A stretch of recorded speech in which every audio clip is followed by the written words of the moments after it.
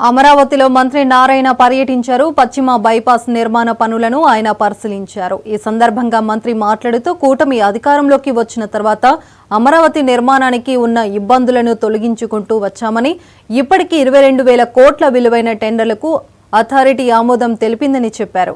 మరో 20,000 కోట్లకు సోమవారం జరిగే అథారిటీ సమావేశంలో ఆమోదం తీసుకుంటామని తెలిపారు.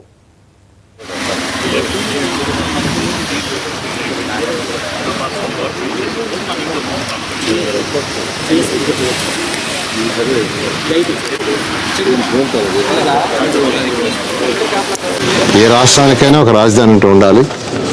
మళ్ళీ ఎలక్షన్స్ ముందు మా ముఖ్యమంత్రి గారు చాలా క్లియర్గా ప్రభుత్వ రంగానే రాజధాని అమరావతిలో కడతానని చెప్పడం. అయితే ఈ 6 నెలల్లో దానికి అనేకమైన హర్డల్స్ ఉన్నాయి.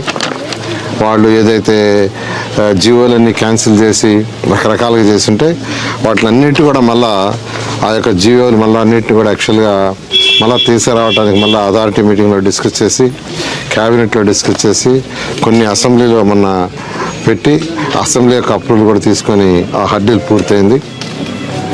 దానికి సంబంధించి ఈ రోడ్లు కావచ్చు, బిల్డింగ్ కావచ్చు, టెండర్లు యాక్చువల్గా దాదాపు 22,000 కోట్లకి యాక్చువల్గా ఈరోజు అథారిటీ అప్రూవల్ ఇచ్చింది. మళ్ళీ రేపు సోమవారం మళ్ళీ అథారిటీ ఉంది. ఆ అథారిటీలో మరొక సుమారుగా 20,000 కోట్లకి యాక్చువల్గా టెండర్లకు అప్రూవ్ తీసుకొని ఈ నెలాఖరు లోపల అన్ని టెండర్లు యాక్చువల్గా పిలవటం జరుగుతుంది. అయితే ఈ నేపథ్యంలో ఇంత అమరావతి క్యాపిటల్ సిటీ 217 చదరపు కిలోమీటర్లు.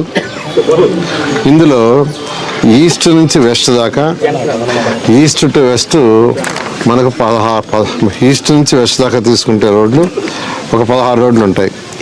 నార్త్ టు సౌత్ వచ్చి 18 రోడ్లు ఉంటాయి. ఈ యొక్క రోడ్లని నేషనల్ హైవే కలపాలి. ఎందుకంటే ఇది ఒక క్యాపిటల్ సిటీ అయినప్పుడు ఏదైనా ఒక క్యాపిటల్ సిటీ నిర్మించేటప్పుడు ఒక 30 సంవత్సరాలు దృష్టిలో పెట్టుకొని చేస్తారు. ఏ రాష్ట్రానికైనా ఒక రాజధాని అంటూ ఉండాలి. మళ్ళీ ఎలక్షన్స్ ముందు మా ముఖ్యమంత్రి